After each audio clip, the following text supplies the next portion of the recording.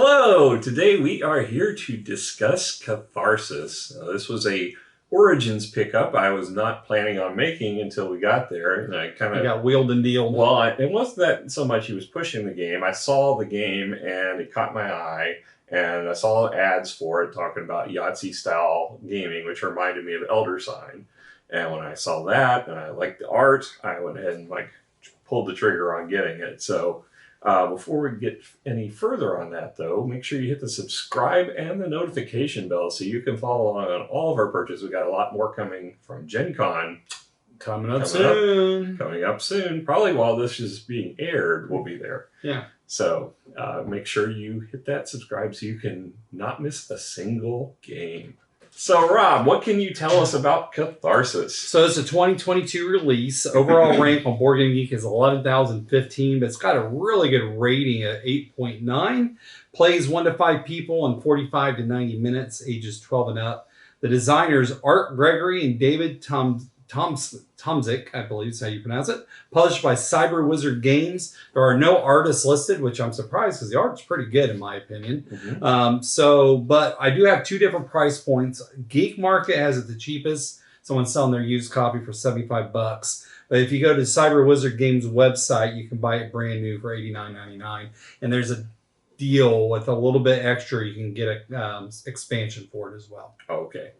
So, yeah, at Origins, when we talked, he doesn't have any basically resellers for this. He's selling it just off their website, or at conventions. So if you see him at like Origins or any other conventions he might be at, that's really your only opportunity to get this other than ordering direct. And it's going to have some pricey shipping because it's a big, heavy box. It's filled with cards that are oversized cards, but these are weighty. And there's a ton of dice as well. So there's just a lot of stuff in the box. So let's talk about that stuff. So the cards all have a linen finish. Really nice cards. They're very nice. They take up a lot of space on your table. I'm not sure they needed to be this full size, but I don't mind it. Oh, I don't mind it at all. I actually kind of prefer it this way because it's decently, you can read it. I mean, the font's not too tiny, and I mean, we'll talk about here in a second about some of the quality for the layout of the cards, but I mean, overall, I like the size of it. Yeah, the cards, the size of them, but it doesn't bother me. It's just you're not going to get many more people at the table. 4 is probably going to fill your filled table. up this table. This table anyway. Now, this game says it plays more than 4.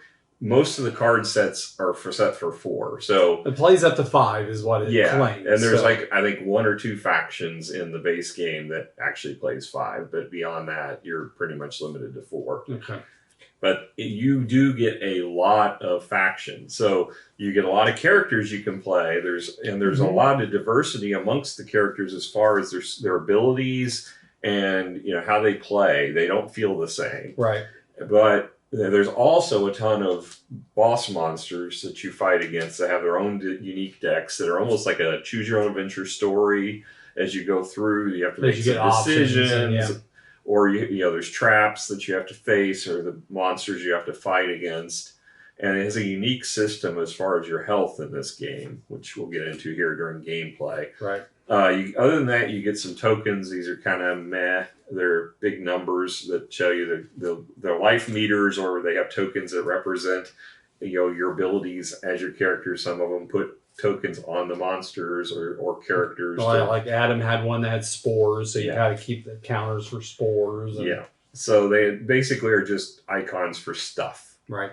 Beyond that, you do get a lot of dice sets, and they come with their own. They look like the dice tubes that you can buy at hobby shops, but they're all 6-sided dice, 6 of them.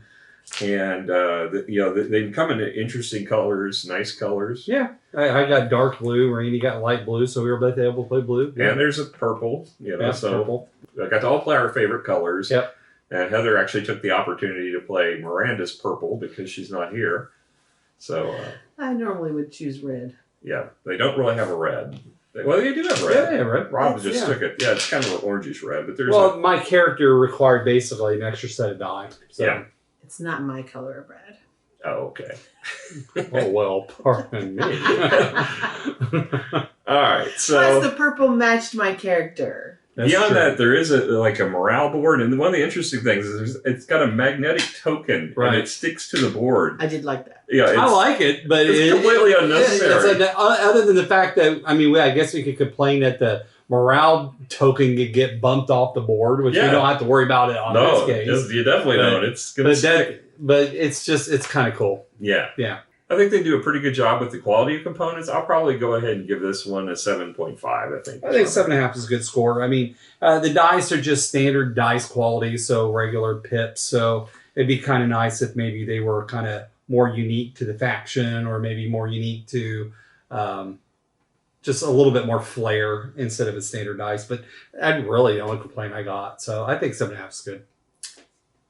I'm really annoyed by the inability to see the pips on some of the characters. That's more theme. That's we'll go How with is theme, that but theme, still, not quality and not art? it can be. Yeah, it fits there too. Okay. Yeah, The art itself is beautiful. it really is. The choices on But the color of the dice on the card. some of the images of the dice look like dice. Some of them have some other image to represent a pip. Yeah, the ones they It's just just took some blended. artistic liberties to go with each character has their own unique icon, which took us a little bit to figure that out. Yeah. So it is a little misleading and confusing, but once you look at the other dice that are on there, you see all the other values represented. So you pretty much, by process of elimination, can figure out it's the one. But it's That's more the not what I fact was that you talking were about. complaining about, like the color. The colors. It- Some it of them bleeds, were from so the background. dark on Yeah. top of a Yeah. dark color you couldn't tell. You couldn't tell what Like the one number you showed it me was like a brown dice with a On a- black pip, so you can there's a picture barely of it see it. right here. So yeah, it's got there's definitely some interesting color choices that I think were kind of made it more difficult for some of the different factions. And I couldn't imagine what it'd be like if someone's colorblind. Yeah. The ones where there are distinct differences, like the whites on any other color. I mean, yeah, if there's a good contrast difference. but there's a lot of these. Like mine was even a little difficult with the dark green on black. It Yeah. was kind of hard to see. I wanted to play the character that looked like a pirate, and I could not tell what was what on those Right. colors. I love playing any Japanese character, so I wasn't mad about my character. I was just like, oh. Well, But other than that, what would you score? Or I know Which that. topic are we I know talking that about? we're still talking about the art and the Well, theme, or the that's theme, the- and yeah. Well, we haven't got the theme. Well, we're talking about quality of components. okay, quality of components I like. So Okay. what would you score? 7.5. Okay, so you're right with this. Okay, so now onto the theme. We've already covered a big chunk of this, which is the pips. It was kind of a bad choice as far as some of the color combinations on them, and it's the art's beautiful, but it's one of those things where functionality has to take precedence over the creative, Right. and functionality is lacking in some of these card choices. As far as the all the bosses, I think they've done a nice job with the different cards as far as the text on them is easy to read. It's a little small, but if you hold the card up, it's not bad. Not bad. So I think they're fine there. The art I like the art. I think it's beautiful on all the cards. The characters, are a little dark, but you expect that, I guess, in a cavern type theme maybe. But the art could have been a little brighter, I think, is my only complaint.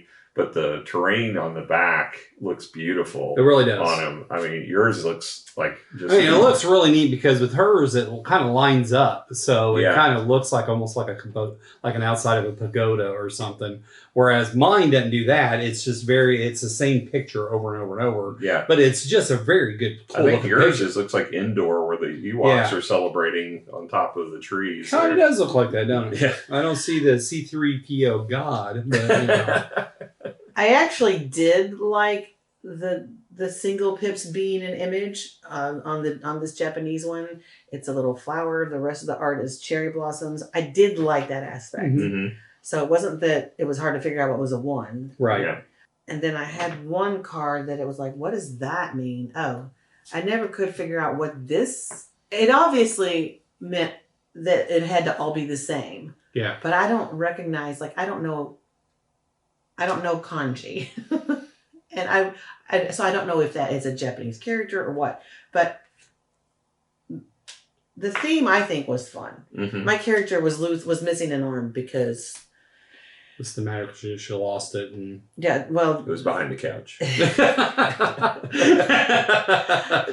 but because of that, she had her hits were smaller, but she had to develop her ability to fight so she could do more, more numbers of hits. So that was kind of fun. I don't know. I thought the theme, interesting. For me, the theme really worked. Yeah. Just that one. And every character is different. Yeah. So how she played was very different than mine. I got to determine what my numerical values were for my cards at the very beginning of the game, which in of itself was challenging because I figured out as I replaced cards, because that's a fairly unique ability for this character where I'm able to get new cards out. It would adjust what numbers I needed to roll. Yeah. I never really, towards the end, I did all right. But there for a long time, I wasn't rolling what I needed to roll. And there was no way I could change it. Whereas everything else was a little bit more variable. Yeah, and that's what I like about the characters feel distinct. You don't feel like if you grab one character and then play another character, you're not going to feel like you're having the exact same experience. Even though you're going to be potentially having some of the dice combos. I mean, it's Yahtzee, so you're only getting so many combinations. But the actual abilities of the cards, like you and I both had ones that would allow you to replace cards. Mine was all about replacing cards because I burned through anytime I took an action. I had most of them would allow me to replace the card, which is nice because if you have exhaust that power, which we'll get to when we get to gameplay, the card becomes basically turned over and it's a hit on your life, if you will.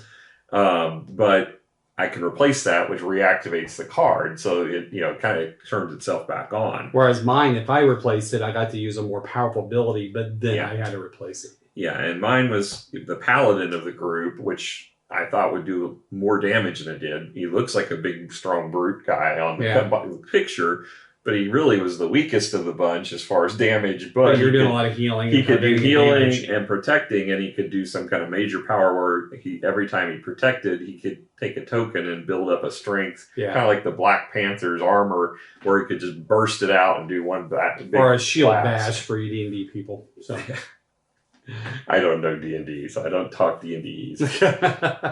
So yeah, This is as close as I get. Thematically, I like the way it feels when you play the game, and it does still capture that dice rolling of Elder Sign, in my opinion, but it's set in a dungeon delve realm, which I thought is really cool. And I think the cards themselves were fun to go through. There was some that, the names of the cards lended some humor and jokes, but, some of them, it wasn't really built into the card, but we just kind of embellished. Our inner narrators all came out. It was fun. Like Robert. So, thematically, I feel like you're going on an adventure in this. I think it did a good job of conveying it. I'm probably going to give this an 8. For which part? The whole game? For the theme. For the theme, yeah. Yeah, we really were in the woods. And they were corrupted. And there was some weird one of our characters had spores, and the bad events had spores. And I don't know. These evil badgers attacking us. And you turn around and there's another one. Yeah. Yeah. So what would you score for theme? 8.5. 8.5. I liked where we were. Thematically, I agree. I mean, I want to be maybe a little bit of a differing opinion on the gameplay, but for theme, I did it was cool, and I liked it, and it felt different compared to how everybody else was playing their character, which is really important for theme for me. So, yeah, I think 8's a good score for theme. All right. It wasn't quite a dungeon crawl. Right. Yeah. Let's talk about the rule book. So the rule book is 24 pages. There's no real good size rule book. It's as far as font and the font, but the problem is it's all font. Yeah. This whole book is nothing but text. There's a few pictures in here, but very few. So you have some pictures that tell you how to set it up, and then you've got the anatomy of the cards. This is well done. But after that, it's just text after text after text. Now there are a few art pictures in here to break it up a little bit. But there's very few examples in the book. The examples that are there, there's no imagery to show you what's going on. It's just free text telling you Sally did this or Joe did that, Right. you know. But yeah, there's very little pictures until you get to the characters and kind of their backstories and kind of some advice on how to play the characters. Yeah. And then they actually have more telling you how to store it in your box if you want, which really the storage is actually pretty nice in the box. It's got big sections for putting all the different cards. Yeah, it's just, it looks like there's not a thing that goes over it, right? No, there's no labeling on it. So the only thing is you have to store it on its bottom. You wouldn't be able to store it on its side. It looks like if you store it on its side, they're all going to spill out. It's going to be a mess. Yeah, so. yeah. This is not one you want to store vertically. But yeah, there's no point in this because there's no labels. Yeah. Unless you're going to create your own labels from this. You can just they put it back in the box. took a page from Dominion where they do that. Yeah. They do have the insert to put over the insert. Yeah. The cardboard that labels all the slots. Yeah. So.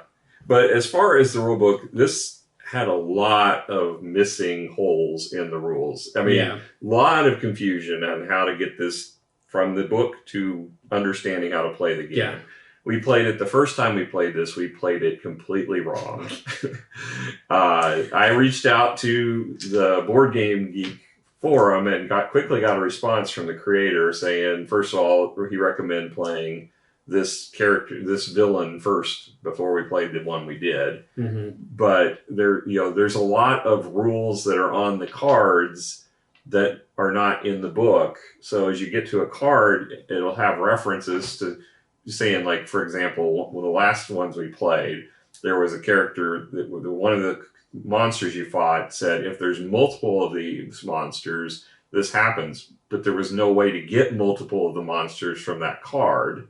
So it didn't make any sense to us. Well, then turns out later on there was a card in the deck that coincidentally, if it was in play, would create duplicates of monsters. Oh. Nothing in the rule book that would define that. Right. And it would have been more pages long if it had been. But, given the fact that we had no idea that card was in the deck, we shuffled the deck and we played it the way it recommends. We didn't have a clue it was coming. Mm-hmm. There was all kinds of holes like that in the rules. Just various scenarios that could come up while you were playing, and there's no way to get an answer from this. And because it is so hard to find this game, there's very little there's no FAQ really out on the board game forums. So all you can do is ask the question. Thankfully, the designer was very responsive. Which is great. Yeah. We really do like that.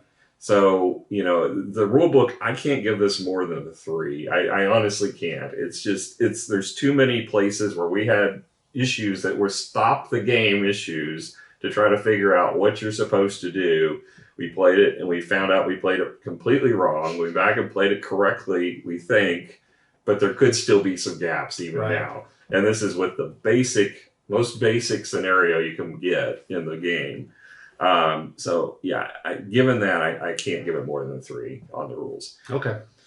So moving on to the gameplay. So each character starts the game out, unless the character has some kind of special otherwise setup. Some of the characters have different setup rules, but for the most part, every character gets 6 cards dealt. And they shuffle your deck, and you deal 6 cards into your tableau.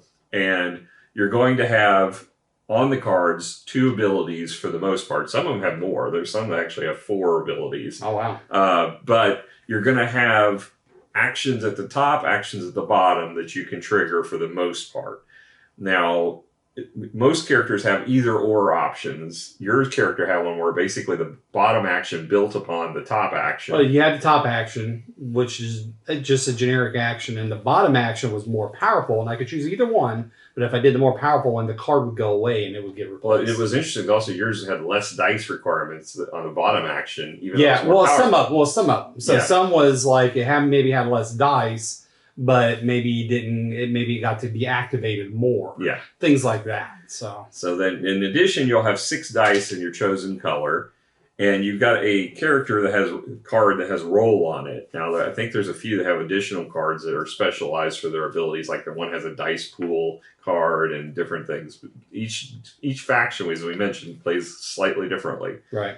And your ability on your character will be on here. You've got a passive ability and then an active ability, which involves flipping the card over and triggering your active ability. Yeah. In addition, there's going to be a chosen ballast that you're going to have to fight against, and he's got his own deck of cards that goes with it.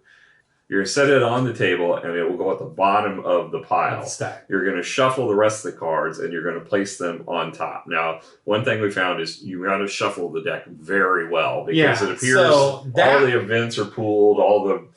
I think that maybe you can house rule it, but maybe take a clue from games like Thunderstone or something where you separate it in stacks. Mm-hmm. So like you have like one trap, one event, one monster or whatever, and you do those separate stacks, shuffle those, and then place them. So then it kind of distributes those a little bit evenly because we were really screwed. We got like 4 traps in a row. Yeah. And it just completely, I mean, and one was a really bad trap. We still were able to come back, but it was difficult getting there. Yeah. Where I think that if you can distribute those different types of cards, maybe make a little bit more of a pleasant experience. Just make sure if you get this, that shuffle the decks very well.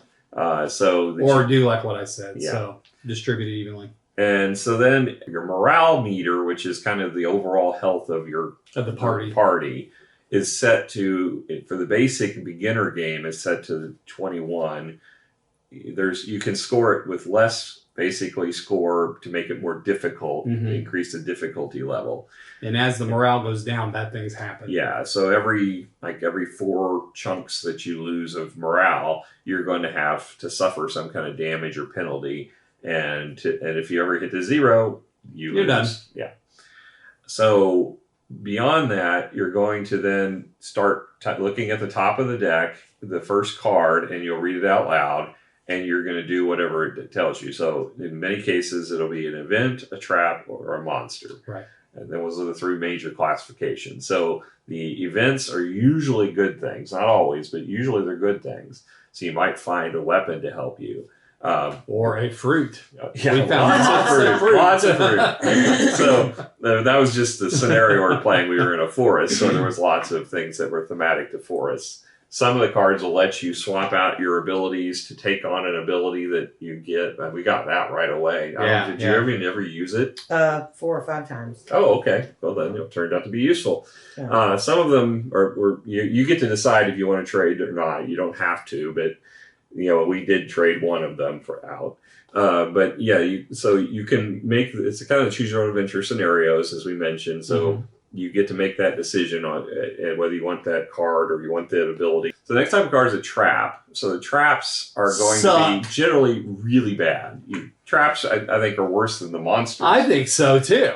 So the traps will trigger, and generally they're always bad. Yeah. But some of them are worse than others. Oh, one was brutal. It was the very first one. It was why the game started off so rocky. Yeah, because we had to lose several of our cards, which we'll get to here in a minute. But yeah, so the traps, you got to face them. Unfortunately, they're part of the deck. You're going to have to get through them.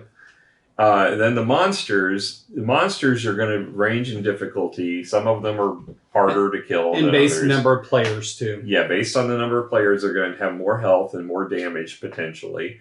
And they're also going to generally have special abilities. Some of them, one of them was kind of nasty where you couldn't roll the dice but one time. Yeah. Normally you're going to battle, you're going to do a Yahtzee-style battle where you get to choose how many dice to keep and how many to re-roll 3 times total.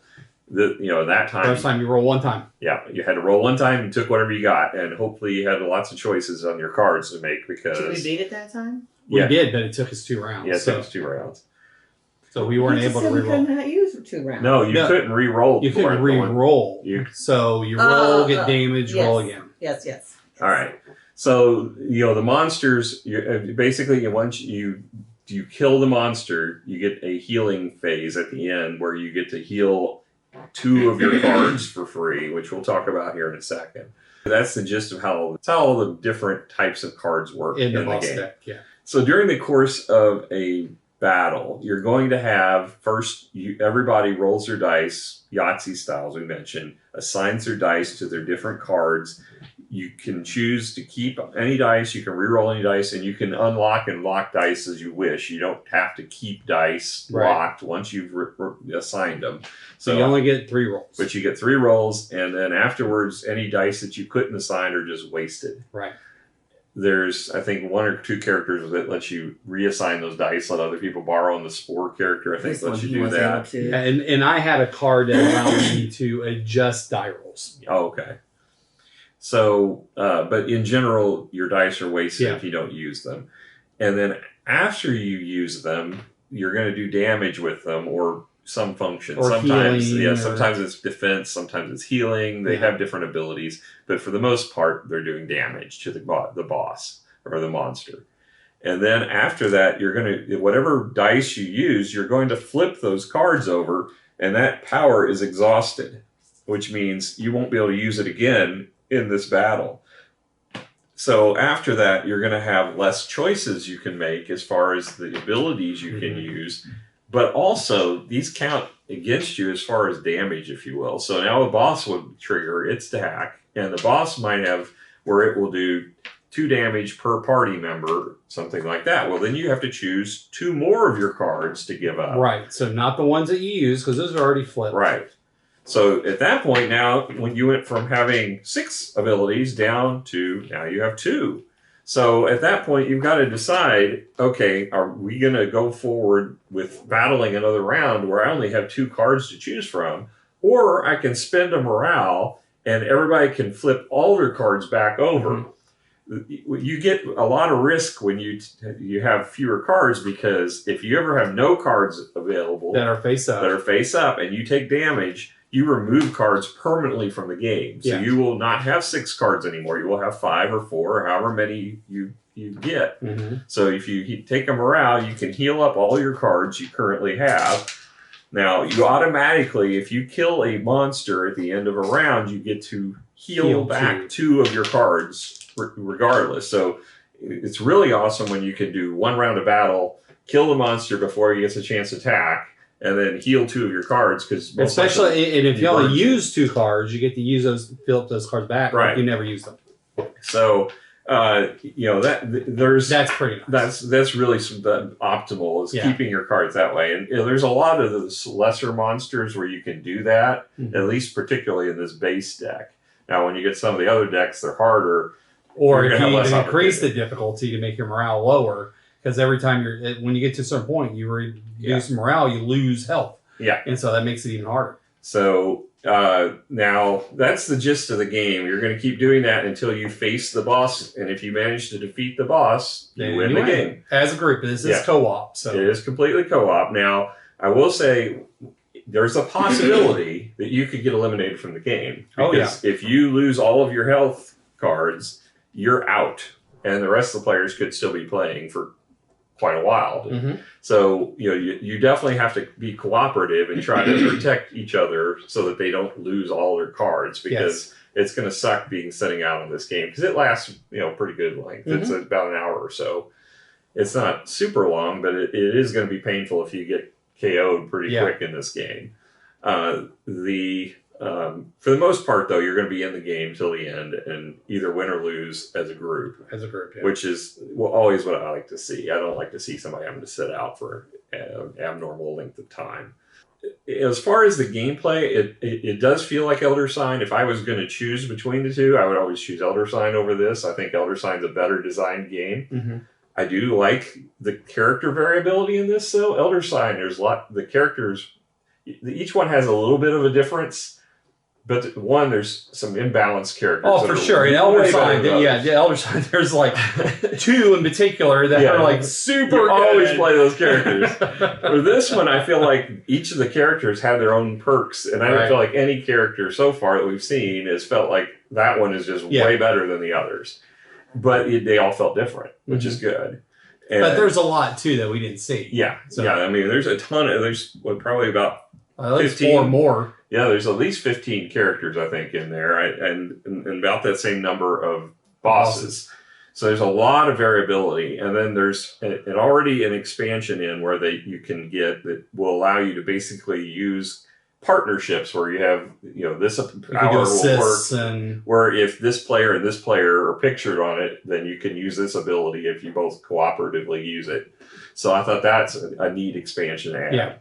And then there's 2 more expansions that are in the works right now to be released.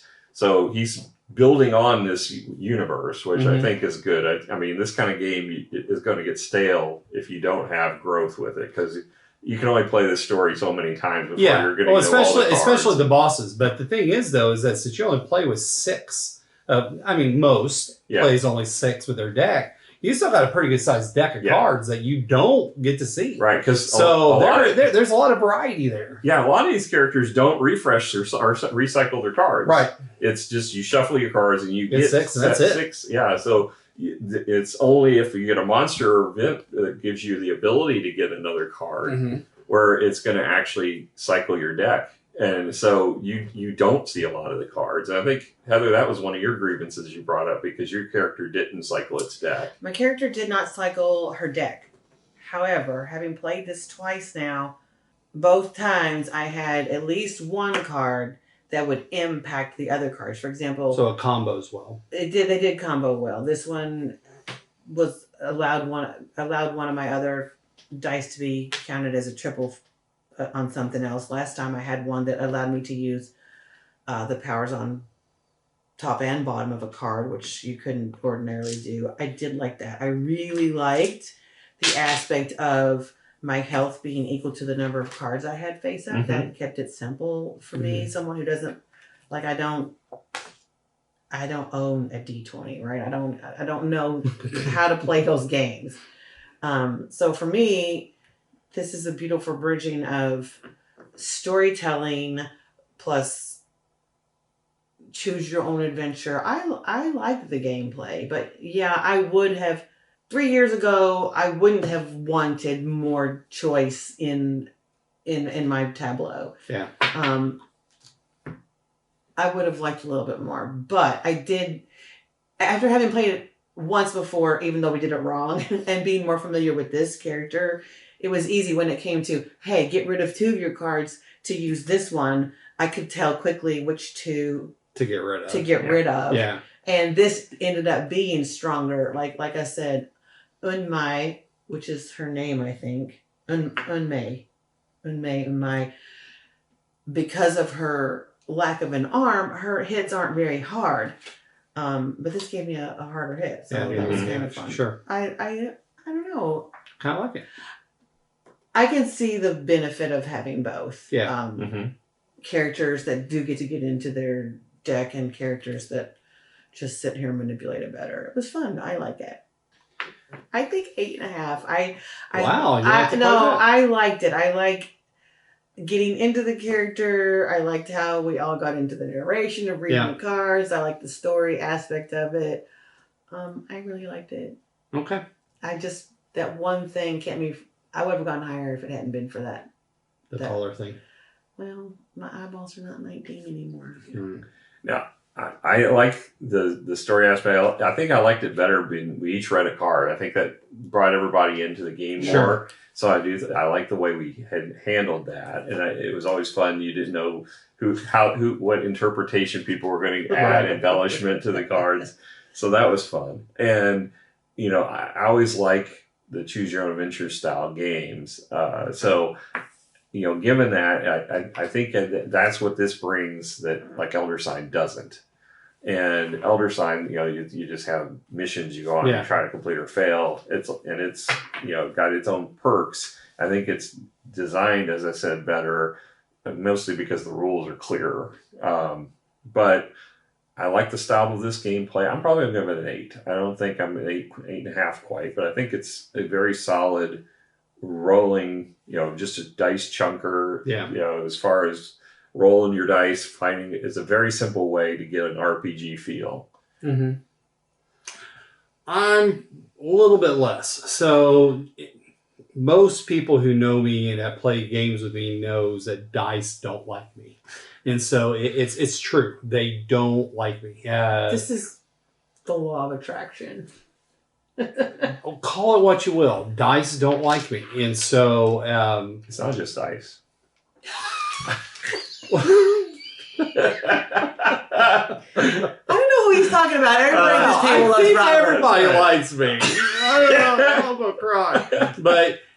because there's that one woman, just the one, but because of the fact that there's very little room and ways to mitigate dice rolls. You really, I mean, it's a true dice chucker. So if you don't roll well, you do very poorly. And if you roll well, then you get to do well. And because I don't roll well, generally, I don't get to enjoy doing the cool stuff. I thought you did a lot of damage. I did okay, but I'm a 7.5. So just because I wish there was more ways that options that everybody could do, not specific to the character, ways that you can maybe mitigate the luck of your dice rolls. I just wish there was more options that way. And I really wish that the setup of the boss deck was a little bit more even throughout the game instead of us hitting all those trap cards all at one time.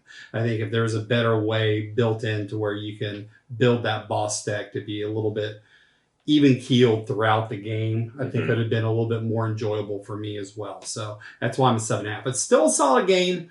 Just so Well, that's our thoughts on Catharsis. So this is one you probably haven't seen. If you have, let us know what you thought of it. If you got a chance to play it, you know, it's going to be hard for you to find, as I mentioned. But if you like these kind of games, it's worth a check out. Yeah, and really, and to be honest too, for the price point, you get a lot of stuff. Yeah, you know, so you really do get a lot of bang for your buck. I wonder why they don't have these little doodads. Never mind. What, bowls?